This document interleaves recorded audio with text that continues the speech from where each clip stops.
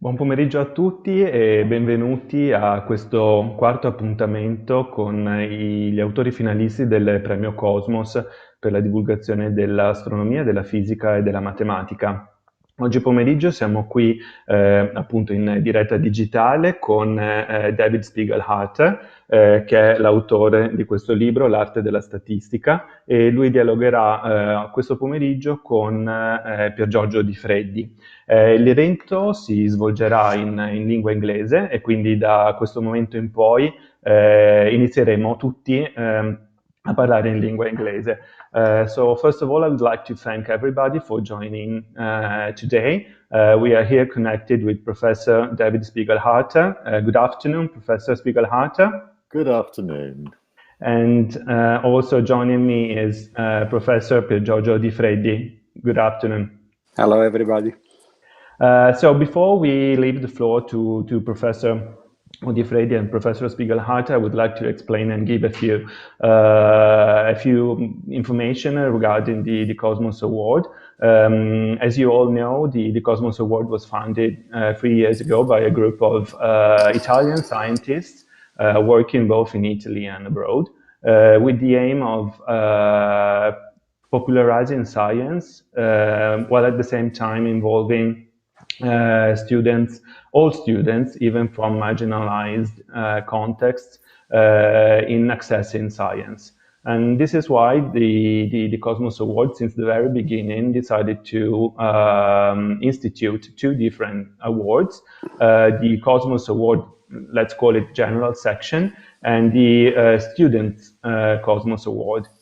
And I'm very proud to say that the author who is joining today, Professor Spiegelhalter, is shortlisted for both the Cosmos Award General Section and the Students Cosmos Award. So congratulations, Professor Spiegelhalter.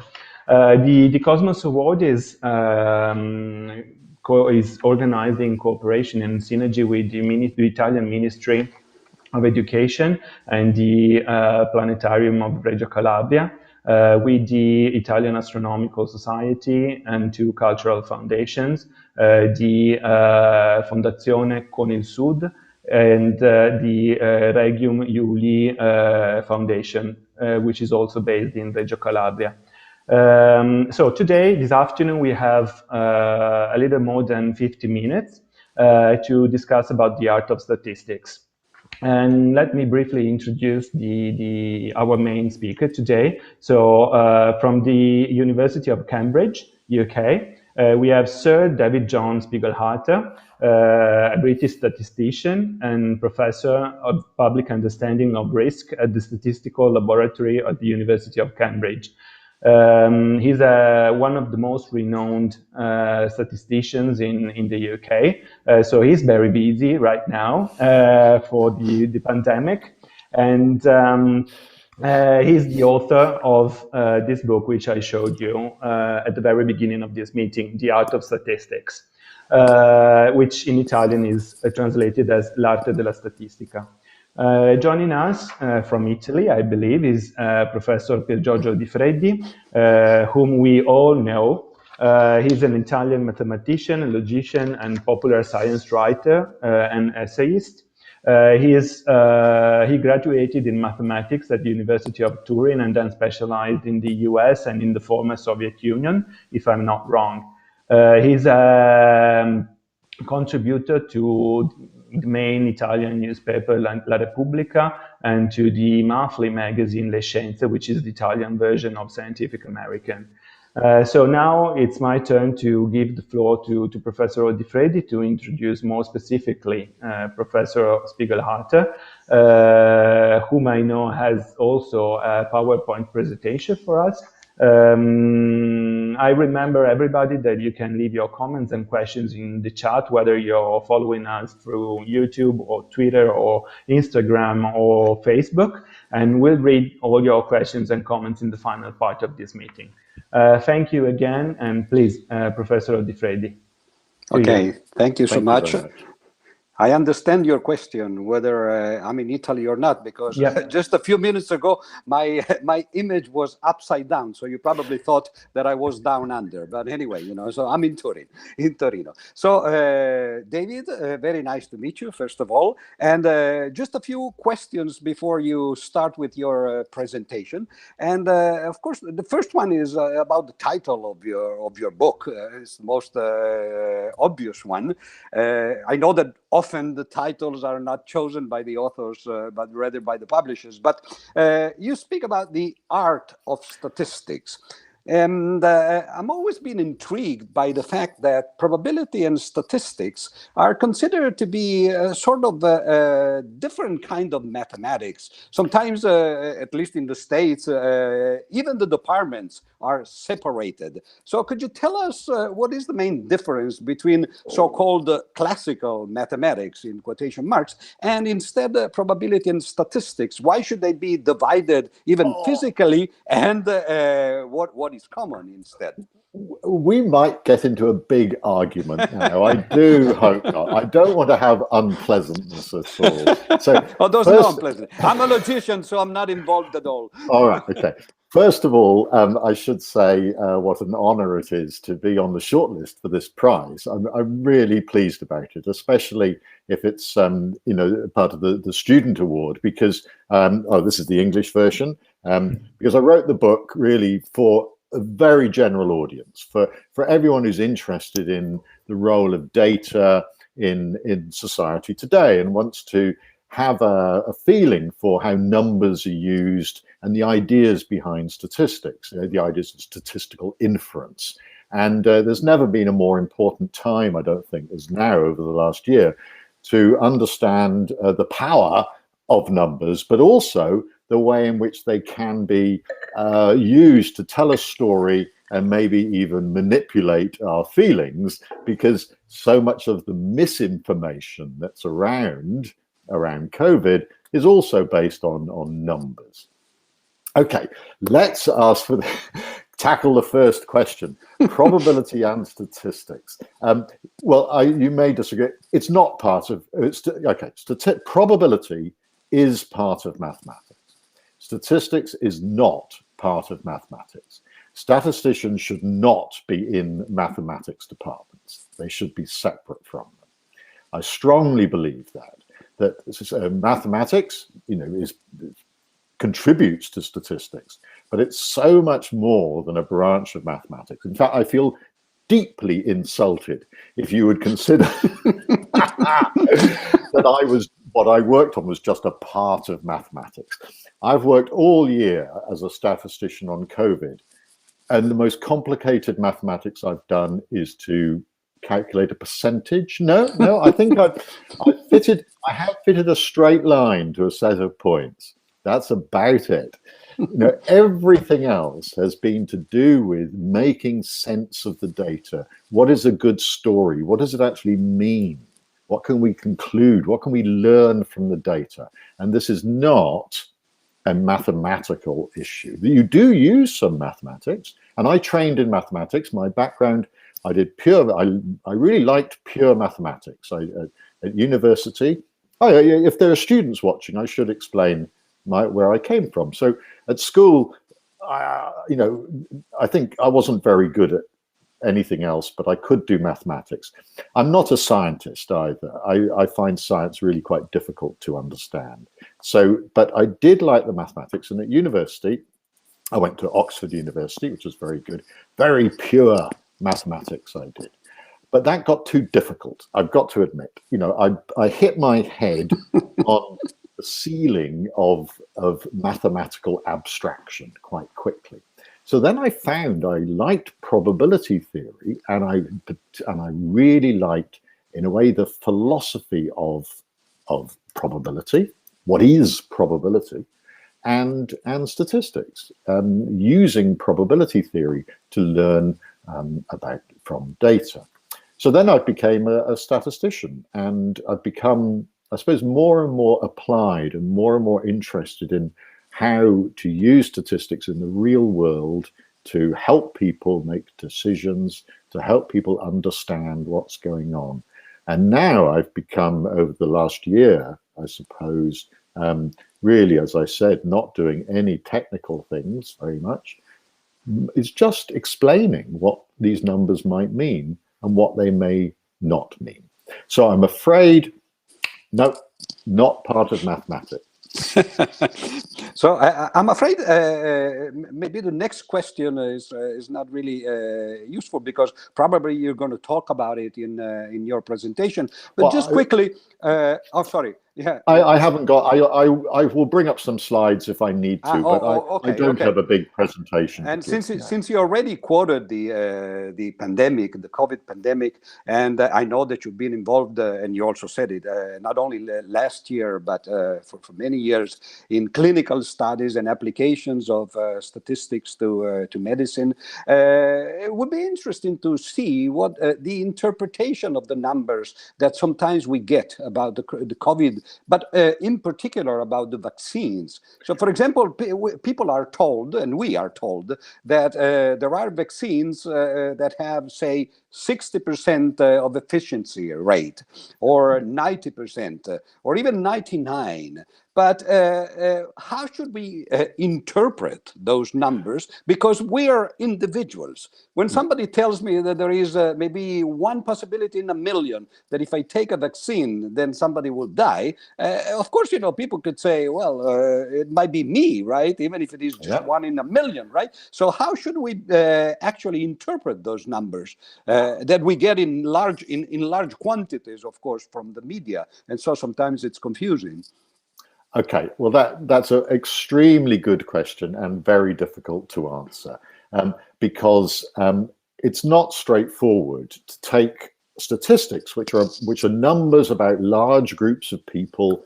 Big clinical trials in vaccines have been done on tens of thousands of people, and then to translate it to say, what does it mean for me? But in fact, I think that's what I spend my whole time doing, is trying to take scientific research and to try to make it understandable to individuals. As you say, this involves ideas of risk, of uncertainty, of probability. And people always ask me, why does everyone find probability and statistics so difficult to understand? And I say, well, I've worked in this area now for more than 45 years, and I finally discovered that it's because probability and statistics really are difficult to understand. This is difficult stuff. This is not easy to grasp. You cannot just reduce this to formulas. Conceptually, it's very difficult to take what applies to a group of people and say, how does it apply to me? So, for example, the vaccines, even understanding what 95% efficacy means, we have had a lot of difficulty. I've written newspaper articles, gone on the radio, trying to explain this. It's very nice, we've got a weekly column in one of the main Sunday newspapers now, where every week we just try to explain another little statistical concept. So this week, of course, we're doing blood clots and vaccines. So so okay, 95% efficacy. It means that in a clinical trial, in the group who got the vaccine, let's say 100 people got the disease, and in the group that didn't get the vaccine, only 5 people got the disease. In other words, the proportion who got the disease was reduced by 95%. Okay, that's fine as a description of the data. What does it mean for me? I've had my first Pfizer vaccine.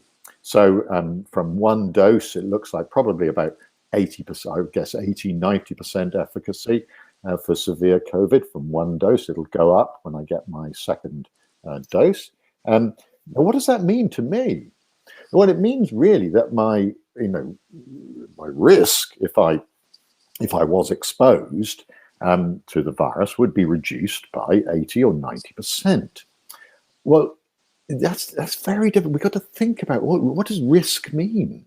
We take risks all the time. We go out, we drive, we cross the road, Everything we do has got some risk, and it's very difficult to understand. So it's become standard, and I'll show something in a moment that demonstrates this, to instead of talking about chance and probability, which people find, including me, find very difficult to understand, to really just say, well, what does it mean for 100 people? Just put it in those terms. So it's actually kind of move it back to the idea of a group. And the 90% efficacy, 95% efficacy means that, you know, of 100 people like me who not being vaccinated would get the disease, if they had been vaccinated, only 5 would have. And that's the sort of story, the sort of narrative, the imagery now that we use all the time to describe things. What does it mean for 100 people like you? And so I think it's been shown in experiments that this is, I think, the best way to bring home to people what risk means, is to say, well, let's look at 100 people like you. What do we expect to happen to them?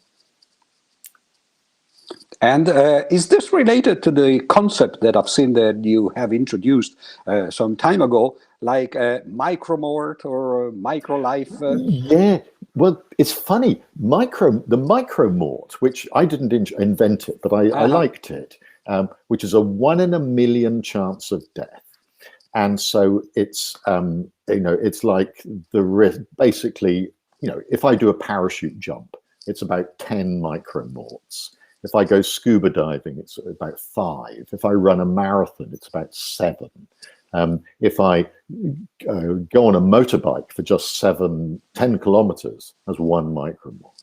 But I could drive 400 kilometers, and it's about 1 micromort. So there's all these different things. And interestingly, just this week, people have been asking me and others about this a lot, because 1 in a million of people in the UK who have had the AstraZeneca vaccine have died because of these severe blood clots, mainly in the brain. So 1 in a million people jabbed with the AstraZeneca vaccine have died, and it looks like this is a cause. Not completely complete, but it looks like this was because of the vaccine. So 1 in a million chance of death. So everyone's been asking us, what else is a 1 in a million chance of death? So I repeat, driving on a motorbike 10 kilometers, etc., etc., etc. So those ideas have come up a lot. Can I show you some? Absolutely, absolutely. This week. Now, we had a real challenge this week. We were with a regulator in the UK who to approve the drugs, the vaccines, like the European Medicines Agency, but for the UK, came to us to help to explain the statistics, essentially to visualize them, to produce an infographic that could explain the statistics. And in particular, wanted to explain that everything, all treatments and vaccinations have benefits and they have harms. And how do we balance those out? And does that balance differ depending on who you are, in particular your age? Because if the harms start becoming too big relative to the benefits, then you shouldn't take the treatment. So, we were looking at the harms, which were these severe blood clots, and the benefits means not getting COVID and not going to hospital and not going into intensive care and maybe not dying. And we had some data on both of those, and we're trying to think of ways to visualize that. And in particular, also noting that it depended on when you went to the, how much virus was circulating as well. So there's lots of factors coming in. How can you put that in a simple picture that a general audience will understand? So this is what, let me see if I can find it. This is what we came up with. I'm going to try to, let me see if I can open this up. Sorry, I'm being a bit inefficient here, but I'll get there in the end. Let me see if I can open up this image. And let's see if I can share my screen and show you what we designed. And this was all done in about 12 hours. So it was absolutely frantic. It really was. Okay. Now, can you see that picture? Yeah. Mm-hmm. Oh, you can. Good. Good. Yes, you can. Okay. I don't know if you can see my mouse over it. Probably not. Okay. This is what we came up with. And this is what was shown at our briefing to a huge audience. So millions of people had to see this. And basically, we were talking about weighing up the potential harms and benefits. And notice we never talked about, there's no mention of risk, of chance, of probability, or anything like that. It's all, what does it mean for 100,000 people? And on the left, there's the potential benefits. And we did that in terms of the number of intensive care admissions that would be prevented over a long period, over 16 weeks, over 4 months. In fact, of course, it would be longer because the vaccine carries on, but we thought we'd just take 4 months. And what that shows is that if you're older, I'm in the bottom group, the 60 to 69-year-olds, there's a lot of intensive care admissions prevented, and that means deaths prevented because maybe 1 in 5 will die and go to intensive care, maybe more than that. But as you get younger, the benefits get less because young people really tend not to get very sick with COVID. They may get a long COVID, a long symptoms, but in terms of intensive care, not very much. So the benefits of the vaccine drop as you get younger. But on the other side, the harms of the vaccine appear to get bigger as you get younger. So that in the youngest group, the 20 to 29-year-olds, if you look up in the top, it shows estimate of 1.1 of these very severe blood clots per 100,000 people. That's a 1 in 100,000 risk. So, okay, so that's quite difficult to think of.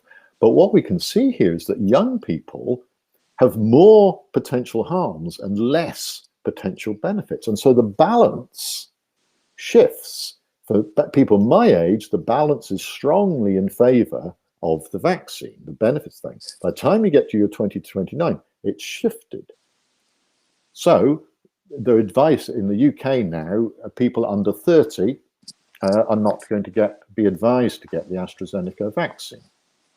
Of course, it's not like there's a sudden line. It's not our decision at all. We just produced this image. It's not like it's a sudden line. There's a judgment there about where you might draw the line. And other countries have drawn the line at 50 or even 60 in terms of getting the vaccine. We also produce these for, this is for the current situation in the UK where there's very little virus. If this was done for Italy, it'd be a different picture because there's a lot more virus circulating in Italy at the moment. And so the benefits would go up on the left-hand side. And so on. So this was our attempt. I don't know whether you think it's worked, but this was our attempt, I'll stop sharing that now, to translate very complex issues into a picture that could be used for the public. And we are what's he called, a deputy chief medical officer, who's Jonathan Van Tam, who's developed a very good public trusted figure in the UK. He's got a very nice style. He tells stories and so on. He does it very well, a great communicator. And he went through this very complicated picture slowly and steadily. And it was brilliant storytelling using those images. And he didn't, well, the other thing is he treated the audience with respect as adults who could understand this. He didn't treat the audience like children and say, oh, don't worry, which is really bad, and which politicians tend to do that. They tend to just reassure people. But he was being scientific and saying, no, it's not. There are harms and benefits. This is a balance. So for us, I think that's very exciting work involving statistics and I was fitting Poisson regressions and all that kind of stuff for that data, and probability and risk, but also design. We've got some very good designers. The layout and everything's carefully chosen and has been tested on people. Okay, so that's what we do. Yeah, the slide was very interesting because, well, as you said, probably the numbers would be a little different, or maybe a lot different for Italy. But if the situation were the same, then we're doing exactly the opposite of what we should do. Because, and yesterday the Prime Minister of Italy actually complained in public about this, because we're not vaccinating the eldest people, and which, as you said, you know, are in the most danger, right? And we're doing just the opposite. So we're vaccinating the youngest people, which have more risk from the vaccine and less risk from the virus. So it's kind of a strange situation. And it seems to me that it's also very puzzling that, for example, with respect to AstraZeneca, that you quoted just a moment ago, in Europe, some of the states actually decided to give the vaccine only above the 55 range of age, and some other states only below. And then there was Italy that decided to give it to everybody from 18 on. So we're always different, right? So that's very difficult to understand, because if there are reasons, objective reasons for one thing or the other, then the states should actually do more or less the same and not completely opposite measures. I think it's very interesting how the different decision making has gone on, because at first there was not good data for the AstraZeneca vaccine on older people. Right. There was very little on that, and so there was two different responses to that. In many countries, they said, "Oh, there's no evidence that it works in older people, so we won't give it to older people." In the UK, we said there's no evidence that it doesn't work. Right. So we will give it to older people. So it depends what the default is in statistics, almost what the null hypothesis is, to use a phrase from my book. You know, what is your initial position where you need evidence to move from? And our initial position was that all the other evidence that we've got is that this will work in older people. And so that was the default assumption until there's evidence against it. So these really quite different, it's interesting to watch these very different philosophies of precaution perhaps play out in different countries. And there's also a different question, a completely different question, which is related to the percentage of efficiency. Because you just quoted, I think a few minutes ago, that Pfizer has a very high percentage. Whereas AstraZeneca, at least until a few weeks ago, was considered to be effective only, say, 60%. Oh, yeah. So of course, people, would complain, why should I get a second-rate vaccine, especially if I'm old, right? Exactly, but that's been shown, the AstraZeneca, as it's been rolled out, it's been shown to be fantastically effective, particularly in older people. So again, the clinical trials did not actually fully reflect the quality of the effect of the vaccine. Oh, so that brings up the question of what is a significant sample when you actually do the computations of probabilities, right? Because I mean, they did the trials, right, and then you discover that they were not completely correct. Well, the problem is that in trials like that, they enroll a lot of volunteers, 20,000, 30,000. That is not that number that's important. That number does not give the precision. The precision is the number of cases. That's what, and so it's that's what gives you the accuracy. It could be millions of people, but if nobody gets the disease, in other words, if there's no virus, there's no information. So to be honest, what you want to do is to test them out when there's a lot of virus, when people are getting ill, lots of people are getting ill. But by the time they started doing a lot of these vaccine trials, there wasn't so much virus around. They were trying to run them last summer. when it had dropped, when there's a lot had gone. That's why they were running them in Brazil and everything, where there was still a lot of virus going on. So it's an awful way to say it, but in statistics, you need a lot of bodies. You need a lot of people who have the event, who do suffer the event, because that's what gives you the accuracy. In terms of statistical significance, this idea of is there an effect or not, then these vaccines are not like other drugs. If you were testing a new statin or a new heart drug or something like that, you'd be testing whether it had, in a way, any effect at all. You know that the vaccines are going to have some effect.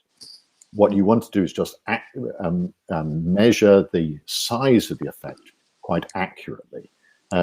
They were looking for anything with more than a 30% effect. They would have been pleased with. Better than nothing. And when it turned out to be 90%, I mean, everyone's amazed. It's been an incredible achievement. These vaccines are so effective. It's quite extraordinary. Yeah, I would continue to talk about the vaccines forever because I'm 71, and I still have to get the first dose. Oh, but still, there is at least one other topic that I would like to touch before we give the floor to the students, and it is the fact that it's not only the medical applications, of course, of statistics that today, of course, are predominant, but for example, the physical ones. So, could you tell us something on how physics has changed? In the last century, actually, from 100 years ago, when the quantum mechanics started to have an interpretation of reality in terms of statistics and not in terms of certainty. Okay. As I said, I'm not a scientist. But you are a statistician. I am a statistician, and I do like probability. Yeah. In my book, I do mention about, in a way, the uncertainty principle, the probability that's absolutely inherent part of quantum mechanics. Right. Because in our real world, where we interact and we talk about risk and probability, I'm a disciple, in fact, of the Italian actuary De Finetti. Oh, De Finetti, right. That work was my biggest influence as a student of De Finetti. And he starts his books on theory of probability by saying probability does not exist. And I believe it. I mean, I just don't think probability, it's not like other things. If you've got temperature or mass or distance or time, you've got a clock, or you've got a ruler, or you've got some scales. You haven't got that for probability. You can't see it, you can't measure it, it's a virtual quantity. Well, you have Kolmogorov definition, which is you've got it mathematically. Oh yeah, but that's just mathematics. Oh dear, no. That's just mathematics. So we can agree on the axioms, but what does it mean? What does that probability mean? And the old-fashioned view is that it was, the really old, going back centuries, was that it was just to do with the proportion. You've got to flip a coin, and if it's got two sides, it's a half. But that doesn't hold in real life very much at all. And then you got this idea, it's a long-run frequency with which things happen. Well, that doesn't work in real life. That doesn't work for any of these things very much, because there's no long-run frequencies for most events. They're unique. So then you fall back on, well, what is it? Is it some sort of branch of logic, which people have suggested? No, I don't believe that either. But then you get back to De Finetti's idea, a brilliant idea, which is that actually it doesn't exist. It's just our, uncertainty, personal uncertainty about the world. So I'm looking for a coin now. I'm not sure if I got a coin. You got to imagine a coin. So, say I've got a coin and I say, what's the probability this will be heads? And you will say, well, 1/2. Yeah. Okay. So now I flip it and cover it up. After it. Yeah. What's your probability this is heads? The same. The same, yeah, but it's a different probability. Now there's no chance involved. There's no randomness. It either is or it isn't. So this is, and it isn't. So it shows that probability can be applied where there's no randomness. It's just your personal lack of knowledge, your ignorance you're just not knowing something. And so probability is much more general than the idea of randomness or stochastic nature of the universe. It's to do with what we don't know. And that's always subjective. It always depends on who we are, what we don't know. So I really believe this philosophy, and that probability, it doesn't exist to us. We make it up. But except possibly at the quantum level. Because there, Stephen Hawking says that these probabilities at the subatomic level, he calls them determined probabilities. In other words, there's nothing that we could know that could change those probabilities. They are unconditional. When an atom, uranium atom, decomposes or whatever it does, there's no other information could change that essential unpredictability. And he would say those are real determined probabilities of the world. I'd say those are the only probabilities. Every other one we talk about is conditional on our knowledge and will change if we know more things. But there is this example of the three doors game. You know it, right? Yeah. And in that case, I'm not so sure that it's just a psychological thing, because if you actually apply the Monte Carlo method and you try to actually play those games, then you discover that the theoretical answer is actually a real answer. No, it isn't necessarily, because it depends on the strategy of the person opening the doors. Oh, no, what I mean is that if you play with the right strategy, then you actually win 2/3 of the time, right? Making certain assumptions about what you've got to assume the person isn't cheating. You've got to assume all sorts of things. So again, these are probabilities that make multiple assumptions. They are not the probabilities that apply in the real world. Because if I was doing the Monty Hall problem, I would cheat.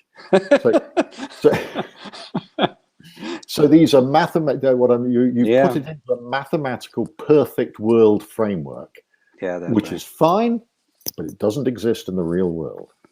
Well, of course, I'm biased because I'm a logician. And incidentally, one of the great books of logic, 1854, by George Boole, the Laws of Logic, has a chapter on the applications of logic to probability. Because set theory, is very much grounded on, which is fine again as a part of mathematics, and probability itself is a good branch of mathematics. But as soon as we start using it in the real world for real events, then we have to be very careful not to believe in these mathematical laws. I mean, sometimes they do. As I said, Poisson distributions occur all the time in nature. It's great. I fit Poisson regressions, but I don't actually believe they're true. They just work, right? They just work. Yeah. Well, this is what, after all, this is what von Neumann said about mathematics in general. They said, you don't understand mathematics, you just get used to it. Yeah. Which is... or the big quote that all statisticians use all the time is that all models are wrong, but some are useful. Some are less wrong, right? Yeah, some are less wrong. Yeah, exactly. Yeah. Some are not as wrong as others. So that's George Box, and we use that.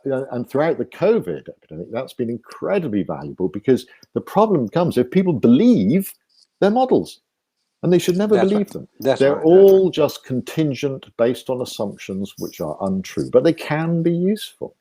That's right. I see that we only have left 15 or 20 minutes, so it's probably better to turn to the students. Yeah, there's some great questions. I've seen that, that there are some questions, so please. Yeah, we have actually collected a series of questions from all social platforms. A few of them are here on our page. So I'll start with this question about the relationship between social media and their role in how do they influence our public understanding of risk? How long have we got? As I said, around 15 minutes. Yeah, 15 minutes. Okay. Well, this is such a big issue, because social media gives a platform for anybody to make any claims at all. And I'm on Twitter. I love it. I use it all the time. It's my main source of information. But you have to filter what you hear. And so the public understanding the need to have those filters and not just to like things and pass them on to people without thought is incredibly important. I believe that this is a fundamental skill that we all need and should be taught in schools more, which I would call data literacy. So it's a good term, and it's coming up, being encouraged a lot more. And that's not just being able to, that part of that is being able to do some of the calculations and handle the data and the coding, which is great.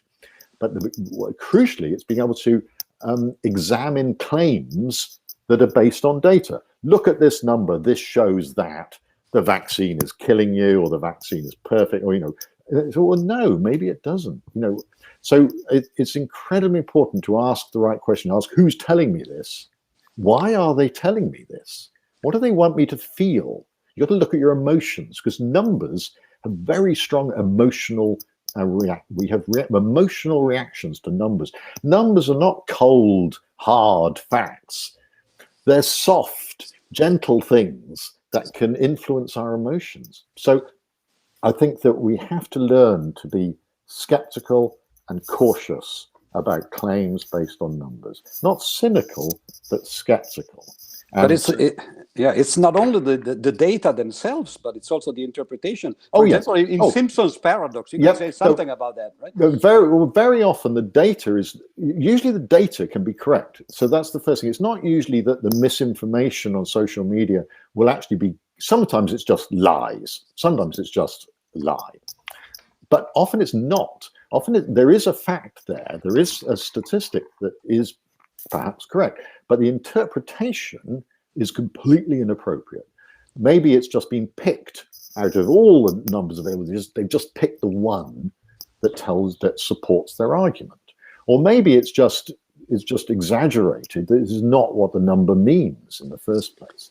But is there really something that the numbers do mean? Because, for example, as I said, Simpson's paradox, is one of the interpretation correct, or they're both correct and conflicting among themselves? Yeah, I think, and the point is that numbers, I mean, I won't try to find the slide now, but at the beginning of my book, there's the quote from Nate Silver, who wrote The Signal and the Noise, which is a very good book, where he says, numbers do not speak for themselves. We imbue them with meaning.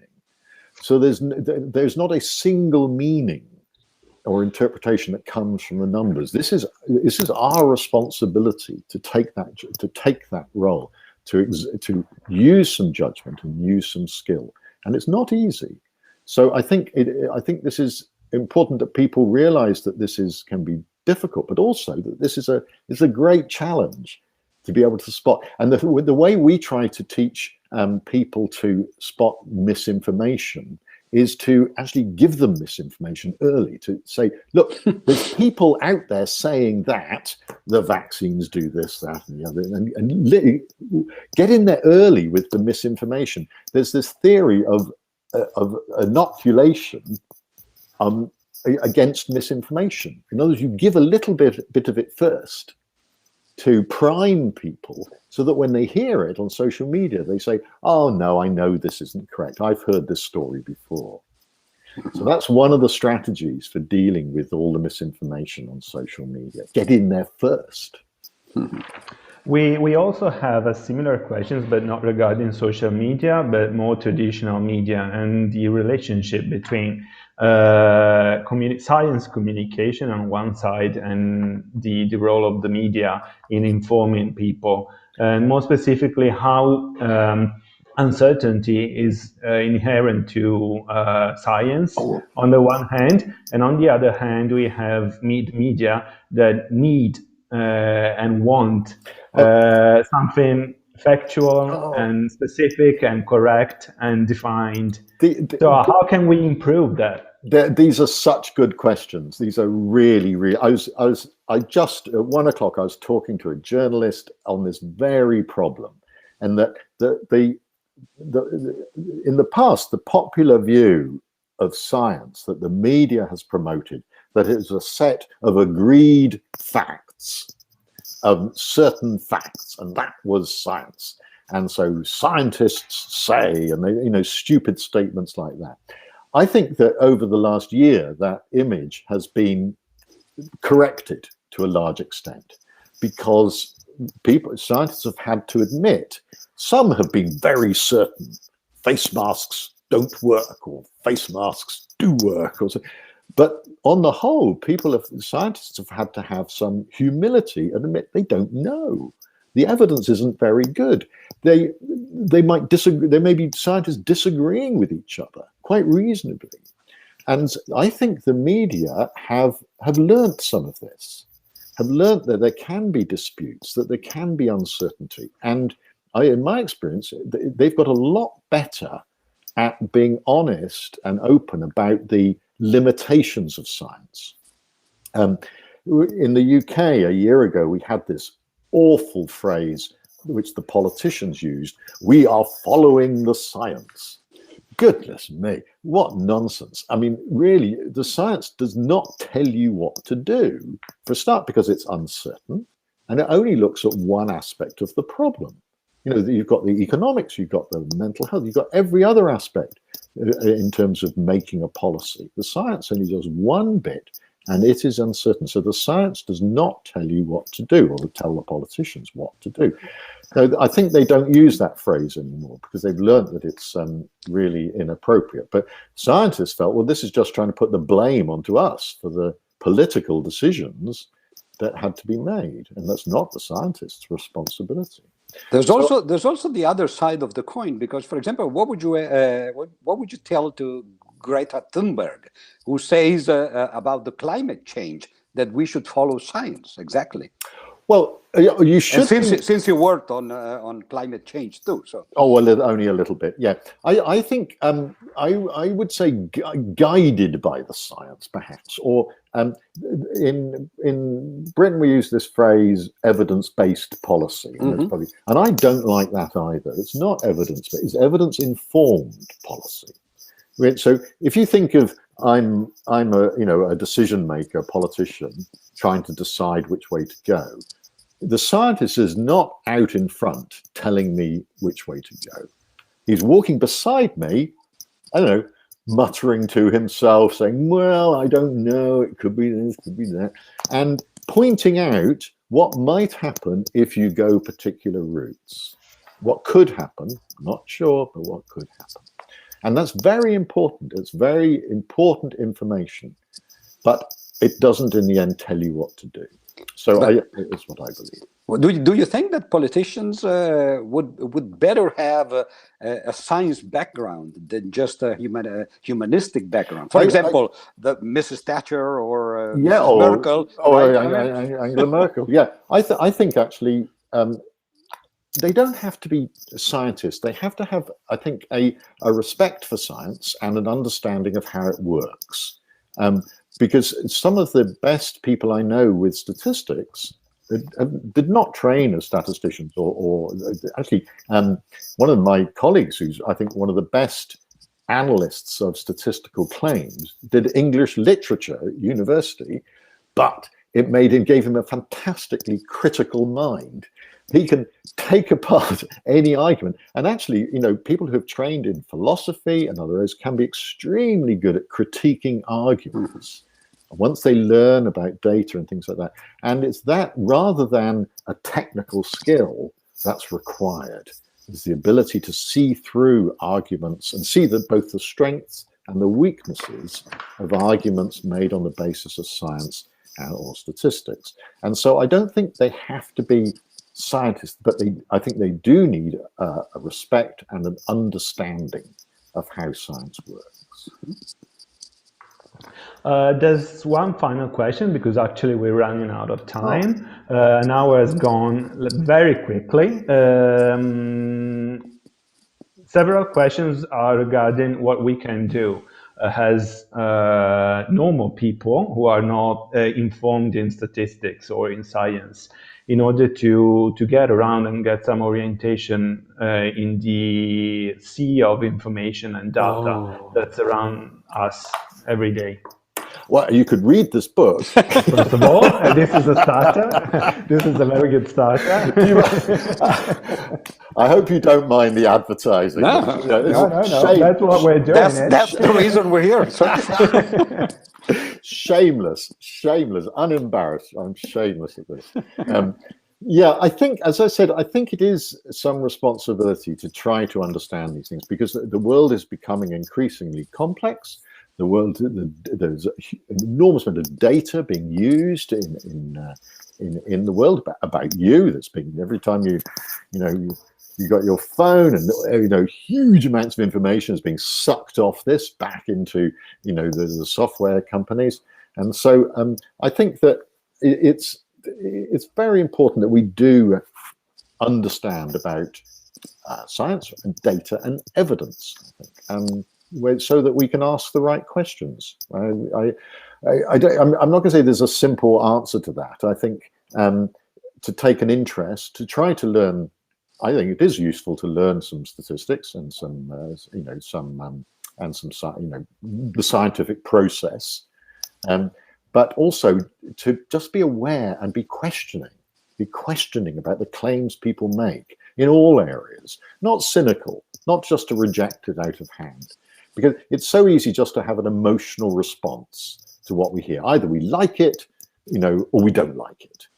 And this is really based on Kahneman's idea of thinking fast and thinking slow. Most of the time we think fast. We think with we'd say our gut feeling, it just comes out of our guts. We just respond with our emotions. And that works fine because we can't think coolly about everything. But it'd be very good if when we hear somebody make a claim, whether it's a politician or a scientist, someone on the news, we didn't just react always with just our emotions, that we did stop for a moment and try to think slowly. What is he saying? Why is he saying this? What am I not being... The really difficult one is to ask, what am I not being told? Now, that's the real problem. It's to spot what isn't there rather than just what is there.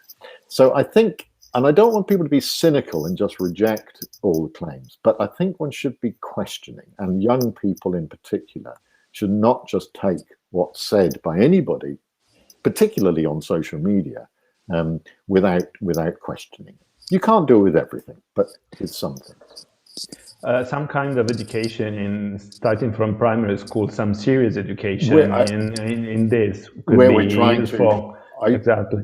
I think it's absolutely essential. There's a basic skill that kids need now. They need, you need literacy and numeracy, but this is beyond numeracy. This is to do with understanding evidence. And I think just as young people will be taught about keeping themselves private on social media, not taking sexual pictures of themselves and putting them out, and they will learn things like that, but they should also learn about not believing what they hear. All right. So we're really running out of time. So I want to ask Professor Odifreddi if he has any final comments or final remarks on this conversation.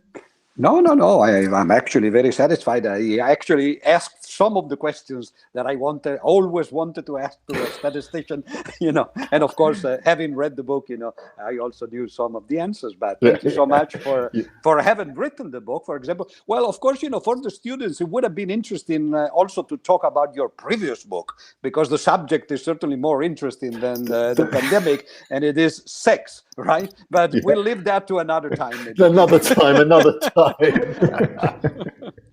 Thank you so much. Thank you very much indeed.